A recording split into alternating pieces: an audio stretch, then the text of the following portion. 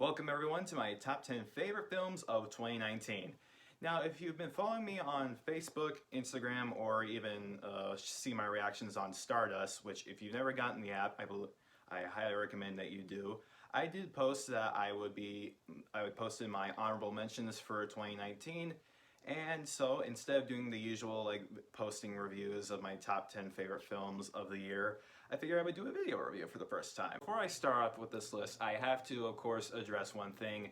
These are only my opinions, so of course my opinion of course is going to be different compared to most other critics. I'm not a professional critic, at least I believe I'm not, I guess, and my opinion might even be different compared to yours. So there are going to be ones on this list that you might like less or might like more than I do, or just would rate them higher than you would.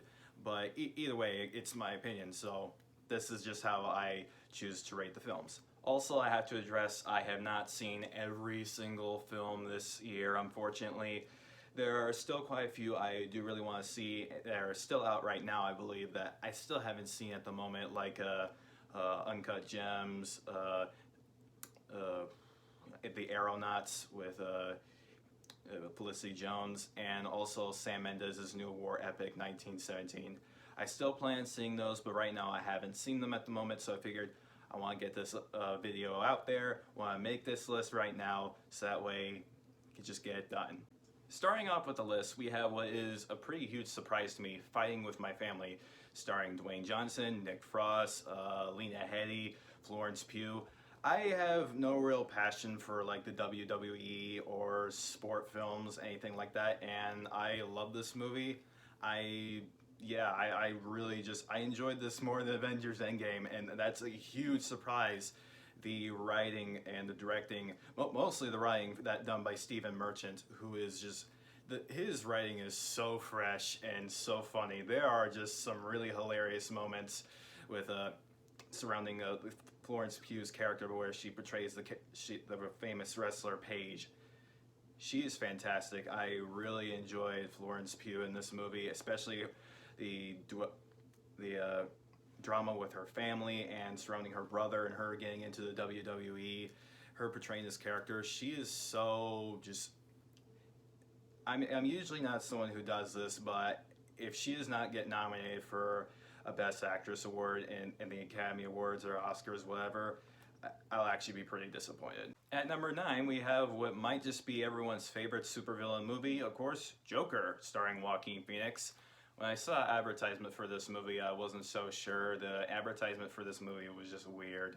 And you know, when I saw Joaquin Phoenix, I was a little interested because he's a really good actor. I haven't seen him really in anything much. He's mainly just been in like indie films for a while, and going to see this movie and leaving it, I was captivated because of how just incredibly well this film captures and trying to dive into the psychological mind and the kind of the insanity of someone that is the character that becomes the Joker. And of course Joaquin Phoenix does an amazing job.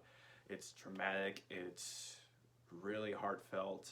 It's not a feel-good movie. This is like the first R-rated film in the DCEU, if the DCEU is still a thing right now. And you know, I might just be biased. I mean, this isn't my favorite out of the DCU films, but I honestly do feel like this is one of the best like comic book adaptations. Even though it doesn't go completely by the comic, I just feel like combined with Joaquin Phoenix's incredible acting and Todd Phillips' magnificent directing, also with the writing, just having, it doesn't make you sympathize sort of with someone who becomes insane killer almost. It just tries to ground it down to the human world, and that I thought was just breathtaking. Yeah, there's some controversy, and yeah, you can kind of compare it to some of Martin Scorsese films, mainly Taxi Driver. I heard some say it's kind of King of Comedy. I haven't seen King of Comedy yet, but this film does feel like its own. It can just feel a little too familiar, but that's why it's still on number 9 on this list. Number 8, we have Jordan Peele's Us. I gotta say, back when I saw advertisement for Get Out and say it was from Jordan Peele, I was like, at the time I didn't even know who Jordan Peele was. I was like, who's Jordan Peele? Oh, he's the guy who Key and Peele. I never watched Key and Peele back then, and when I was hearing so many good things about Get Out, and when I saw Get Out, I was really blown away. It felt like an R-rated sort of maybe Goosebumps story of where how these white people are part of like a secret society of changing black people. And now watching Us, this movie feels like a whole on like slasher sort of Twilight Zone movie. This was just fantastic. Jordan Peele proves himself again. He is just a master director and also writer. I don't know if he did write this movie. I believe he did. I can't remember. I might have to look it up. But such an original premise. I mean, it's creepy. It's suspenseful. Lupita Nyong'o, if I pronounce her name right, she is just fantastic here. And the ending here, lots of people were unsure about the ending. I think me and myself included.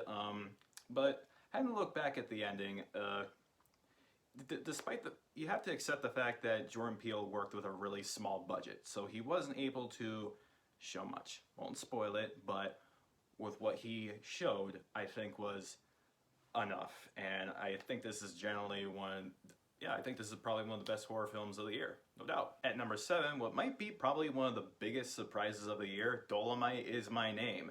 I had never even heard of Rudy Ray Moore, and after watching this movie, I actually really want to know everything about him. Sort of like The Disaster Artist, which was actually my favorite film of 2017. I know. I love this movie. It's not as good as Disaster Artist. I think the way how James Franco helmed Disaster Artist, it was a little more gritty and felt down to earth. Dolomite Is My Name does feel a little too glamorous, but and there are definitely some like fictitious elements that definitely can make some people be like, "There's no way this may have happened." That might be a little corny. Some people might say, but I found the performances all incredible. Everyone is giving their 110%, especially Eddie Murphy, who is. I cannot be more happy to see that he is back, and this is just one hell of a resurgence. He is hilarious as Rudy Ray Moore. And I swear, after just watching this movie, I cannot stop quoting that phrase over and over. And I'm not going to do that because of, well, censorship. This movie is, just if you haven't seen it, it's on Netflix right now. I highly recommend it. This is easily one of the most entertaining screenplays I think I've seen this year. Eddie Murphy is fantastic. In fact, everyone is. It has an amazing cast, and they're all doing their best, and it's a really great passion project. At number 6, we have starring America's favorite male sweetheart, Keanu Reeves, in John Wick Chapter 3 Parabellum. I gotta say, like, the first two have just been consistently impressive action movies. If you were to go back and think in the 2000s, there's no way that Keanu Reeves is ever going to be in a better action films than the Matrix trilogy. This new trilogy is better than that trilogy in every way. Yeah, the first Matrix I think is a masterpiece, and neither of these John Wick films I think even come close to being as groundbreaking as the Matrix was. I think that one's nearly a masterpiece. But in regards to incredible, sleek, and just absolutely pitch perfectly performed and executed action films that these are, all three.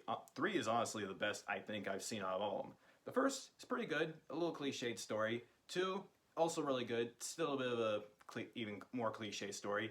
3, I think, is actually the best one out of all of them. And looking at Keanu Reeves right now, this guy is in his 50s, and he's performing stunts as crazy as this. And even one's done by Halle Berry, which is a huge surprise to see how good she was in this movie. And I am so excited to see the 4th one in this franchise. This is actually like one of the rarest times I'm actually excited for another sequel in this amazing franchise. At number 5, we have yet again another Netflix film, The Irishman. I will be honest right here, the runtime of this film is pretty rough. It's 3.5 hours, and it's totally worth it. This absolutely almost felt like an experience, or more of an epic, a gangster epic, no less. Martin Scorsese is one of the best directors alive. He has started his career back to like the late 60s, and he is still making films today that are this incredible. Frank Sheeran, the character Robert De Niro plays, this movie is all about him. Yeah, there are moments that, of course, that do kind of move along and also do kind of focus on a bit of Al Pacino's character, who, of course, plays the infamous Jimmy Hoffa. I never even knew much about this person until I saw this movie, and now I can see why there's been so much talk about it when he, of course, apparently disappeared. And also, yep, Joe Pesci, who is, it's weird he's back because he's seemingly been retired for I don't know how long, but it's so amazing that Scorsese was able to bring back all three of these talents in another film, a film that's this long, a film with this type of usual Scorsese type story, and it absolutely does feel like just a gangster epic. It really just feels like this epic story of digging into the character and the life of Frank Sheeran. Another Netflix film on this list, of course, is Marriage Story, starring Adam Driver and Scarlett Johansson. I gotta be honest, when I saw these actors start rising, I wasn't the biggest fan of them. I think Scarlett Johansson proved herself to be pretty talented with just her voice in the movie Her with Joaquin Phoenix.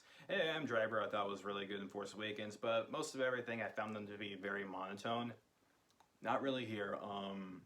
Not at all, actually. They are both incredible. This is just a really effective, really heartbreaking almost story of these two who are getting a divorce, and it's just sad how they're just trying to work things out and how they don't get as well along together. Adam Driver and Johansson give some of the best performances they've ever given in their entire career, and I know the Academy isn't for giving much nominations to Netflix films, but next to Florence Pugh from Fighting with My Family, I wish to nominate. I really want Scarlett Johansson to get a nomination, an Oscar nom, for this movie, because there are so many scenes here that I really felt something, and it's just one of the most really effective type of dramatic films I've seen pretty much this entire year, and usually I don't see a lot of drama film. At number 3, surprisingly, the film I had the least anticipation for apparently was Toy Story 4. I cannot recount how many times I watched on VHS Toy Story and Toy Story 2 over and over again as a kid. I am one of the biggest fans, of course, for Pixar and the story of Woody and Buzz. I have loved them as a kid, and seeing that they were gonna make the third one, I wasn't excited for it. It was so good. Number 2, don't make another one, please. Don't rape my childhood. And 3 was really great, and I see her so many years later. They make Toy Story 4, and just like, come on, I don't want another one, please. Just don't suck. It was really good. I thought this movie was really funny, really sweet. There was not like a single weak link in the movie, except for the ending. I've talked with my mom quite a bit on this for the ending for Toy Story 4. I'm not gonna spoil it if you haven't seen it, but it felt very half-assed and just, it didn't feel like nothing was building up to it. Again, won't spoil it, but I'm so glad that Pixar has chosen some way to still continue this franchise in some way. And the voice casts, both old and new, were really welcoming to come back. Some of the actors here from like the old toys, one who played Mr. Potato Head, he passed away, so they used like stock recordings from him as Mr. Potato Head to put in this movie. So other than that, we had other new voices like Keanu Reeves, who plays like a Canadian stuntman driver, and Key and Peele as 2 plushies who I thought were probably gonna be annoying, but my gosh, were they just funny.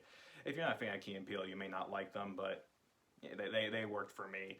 So this was just a fantastic movie. I dug it so much. I laughed, I cried, I couldn't resist this film. And so now at number 2 is Shazam! I gotta say, I'm a huge sucker for the DCEU. I love Marvel too, but this one is just the most fun I think I've ever seen from a film this entire year. Zachary Levi, who plays Shazam, the adult version of Billy Batson, he is just absolutely fantastic. He really embodies just this child inside a man's body, which he is, and he acts it so well. It's funny, it's got action, it's got fantasy, it's got a bit of horror in it, it's got comedy, it's got even just self-awareness of superheroism. I dug the hell out of this. I never even read like a superhero comic books. I never read a single one. But yeah, I'm a big fan of the character Shazam because, well, I played him on the video game for Injustice, which, you know, I thought he looked sort of goofy having a blanket for a cape. But, you know, I truly do feel like this is like up there with like Christopher Reeve as Superman. It's just an enjoyable, it's an enlightening sort of superhero like epic, and it really was satisfying to see it. Okay, so now we're at the top, the number one. For a while, it was pretty much an argument between Shazam or Toy Story 4. It was like that for a little bit. I didn't see another single film that I think really came close to those two, except for Marriage Story and of course The Irishman. But there was one film that pretty much the last film I had the most anticipation for that I've seen so far this year. I was excited from the moment I saw the first trailer and could not wait for when I would finally see it. I've had mass nostalgia for its predecessor, one of the most famous and most iconic horror films from the 80s. And my number one, of course, is Dr. Sleep. I didn't see The Shining until I think I was like maybe in high school, and when I finally did see it, I am thankful I wasn't shown it when I was a kid, because there is some stuff in it that I think would really just absolutely just freak me out. I have no doubt about that whatsoever. And hearing that Stephen King apparently made a book, or made a sequel to the book, and that this movie, Shining, was loosely kind of based on the book The Shining, and knowing we're going to be getting another one, a sequel to The Shining, based on the book Dr. Sleep, and by Stephen King, and it's going to be directed by one of my favorite horror directors, in fact, one of my favorite directors working today, Mike Flanagan. My expectations were through the roof, and yeah, I was in no way disappointed. This was an amazing sort of supernatural horror thriller epic. It had atmosphere, it had suspense, it had tension, it had mystery. And it's really unfortunate because I don't think enough people saw this movie. It didn't bomb in the box office whatsoever, I guess, but it really didn't make enough because I'm not sure not everyone saw this, and I know quite a few people who never even heard of this movie, and it really upsets me. I really hope I can spread the word and more people will go out to see this movie, because not only is it just one of the best films of this year, I think it's honestly one of the best like horror films of the past few years, in my opinion. It's just, you can almost say this is a bit of a supernatural thriller, and it absolutely is, because it is just everything I would have done in this type of story, in this type of setting. And I've been a big fan of the actor Ewan McGregor. If looking back at my childhood, there are just two actors who are the most essential to me: Will Smith and Ewan McGregor. Ewan McGregor was in the Star Wars prequels, and I have some big nostalgia for those films. I don't care what anyone else thinks of those, and he's easily the best part of the Star Wars prequels, no matter what. And yeah, McGregor has always been one of my favorite actors, to be honest. And yes, this film is not as massive as Avengers Endgame, and it might rely too much on some nostalgic references or Easter eggs for The Shining, but it brings so much. It expands more on what The Shining started. It has terrific performances, especially from the lead young actress, who I can't remember her name. It has some of the best directing I've seen this year, and just an absolutely incredible original premise. And if they do make a franchise out of this, I wouldn't be so sure, but I would love to see it, and I'm excited for whatever Mike Flanagan makes next, and I cannot wait to buy the Blu-ray for this movie. Okay everyone, that is my top 10 favorite films of 2019. And if you agree or disagree, go ahead and comment. Go ahead and list it. If you want, list your ranking of your top 10 favorite films of the year. It could be 10, it could be 15, it could be 5. I honestly don't care. If you agree with me, you disagree with me, let me know below. And as always, I'll see you all next time. And say goodbye to 2019 and welcome to 2020.